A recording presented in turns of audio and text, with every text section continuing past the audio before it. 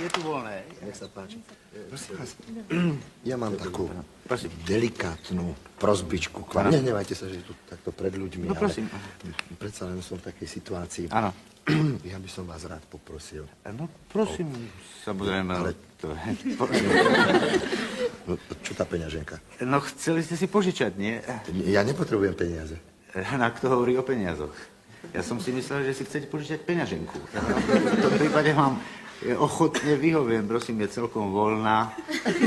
Peniaze si môžete uložiť podľa chuti. A toto sú špeciálne priehradky. Táto priehradka je na veľké bankovky. Táto priehradka je na menšie bankovky. Tu nám máte osobitnú priehradku na drobné mince. Všetko zaručene nepoužité. Dovolíte? Ja prosím. No, toto je skutočne jemná vecička. To musí byť ručná práca, však? No pravda, že týmito rukami som ju... Takže... Dobrý deň. Takže vy občas... No, občas. Pravidelne. Lepšie povedané, pri každej príležitosti. Však, no, sú, pravda, aj tzv. Hluché dni. No, ale v celku sa ako si nemôžem sťažovať. No, ešte to by chýbalo, aby ste sa sťažovali. No, veď hovorím. Ja sa nesťažujem. A viete prečo? Prečo? Pretože to by bolo podozrivé. A okrem toho, ja vám to poviem rovno. Viete, ja sa za ničím nepachtím. Ja sa nikam neponáhľam. Viete, ja všetko, čo potrebujem, to mám. Takže ja si môžem dovoliť sem tam takú kratšiu pauzičku. Ja nemusím plniť plán, žiadne normy, žiadne výkazy, rozumiete? Rozumiem, takže vy to vlastne robíte, ako by som sa vyjadril, mimo úväzku. Áno. Tak je to jedným slovom osobná záľuba. Však inak sa to nedá nazvať. Je to osobná záľuba. Mám jednoducho na to vlohy. Viete, keď má človek talent, tak ho nesmie premárniť. Tak. Nemám pravdu? Áno, to je pravda. Keď má človek talent, tak neslobodno ho nechať... Zakryť. Tak, zakryť. Áno. Talent treba cibriť, cizelovať. Rozvíjať. Predovšetkým rozvíjať. Napríklad, začnete takými maličkosťami. S dovolením. Však? No, len sa držte. No. Začnete maličkosťami. Darí sa vám. Však, ale nesmiete zaspať na vavrínoch. Pozor, vy sa musíte neustále zdokonaľovať. Musíte stále premýšľať o svojej práci. Musíte študovať nové metódy. Inak by sa vám mohlo stať, že by ste ako si stratili krok s celkovým trendom a to je koniec. Viete? To je koniec, na to vás upozorňujem. Naozaj, to je koniec. Pozrite sa, všade okolo je plno mladých, ktorí len tak striehnú na príležitosť. Necháš to? No. Sú plní vitality, energie a keď nedokážete s nimi držať krok, raz, dva ste odpísaní. To ste povedali. Ďakujem. Veľmi pekne. To by si každý človek od vašej branže mal zobrať k srdcu, čo ste teraz povedali. A ak sa vás smiem opýtať, no prosím, kedy sa vám najlepšie kradne? Nie. Ja by som nevolil tento výraz. Viete, predsa len je to osobná záľuba, takýto výraz sa sem nehodí. To je ako keby ste sa opýtali poľovníka, kedy chodí vraždiť zajace. To naozaj nie je vhodný výraz. Áno.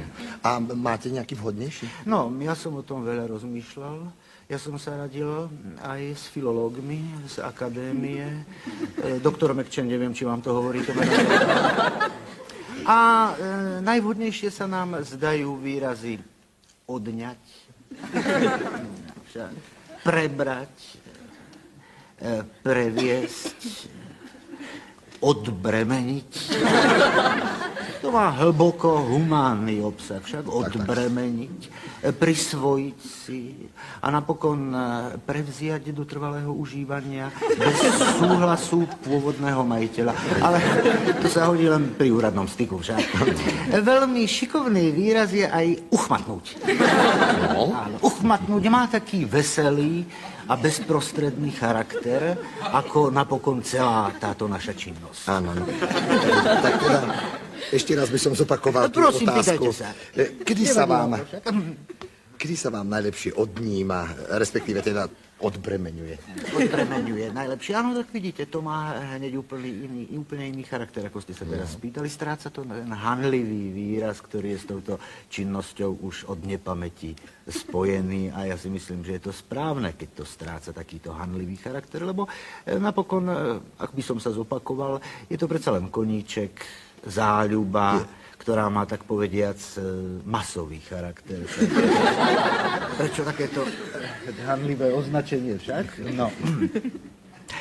Najlepšie sa mi kradne po tme. Je to ten najklasickejší spôsob, spojený s najmenším rizikom a vôbec najideálnejšie podmienky sú pod lampou. A teraz by som sa vás opýtal, čo robíte s tými, ako by som sa teraz vyjadril, aby som náhodou nestredil capa. S uchmatnutými predmetmi. Ja som skoro povedal s uchmatnutým majetkom. Prosím. Pozrite sa, uchmatnutá vec, teda tá už náušnica v tomto prípade, odňatá, tá už nepatrí pôvodnému majiteľovi však. A mne odnímateľovi to bôže nie. Áno. Takže aký majetok? Je to predmet. Áno. Takže čo vlastne robíte s uchmatnutými predmetmi, ktoré ste odňali pôvodnému majiteľovi? Áno, to ste povedali skutočne veľmi správne a s tým mám, prosím, najväčšie ťažkosti. Ába. Zatiaľ musím tieto predmety schovávať, prechovávať v tajnosti, zakopávať na záhrade.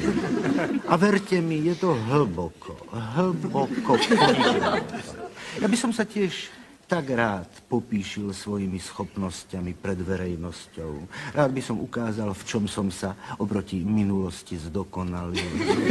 A kde mám ešte prípadné rezervy však. Ale bohužiaľ, nejde to. Bohužiaľ na túto činnosť sa ľudia ešte stále dívajú dosť negatívne však. No nie vždy, ale jedna lastovička nerobí let. Takže... Áno, to ste povedali veľmi pekne. Takže mi neostáva nič iné, len skromne čakať, kým sa konečne aj my, a teraz to poviem tradične, zlodeji, budeme môcť popíšiť výsledkami svojej statočnej práce. Ďakujem.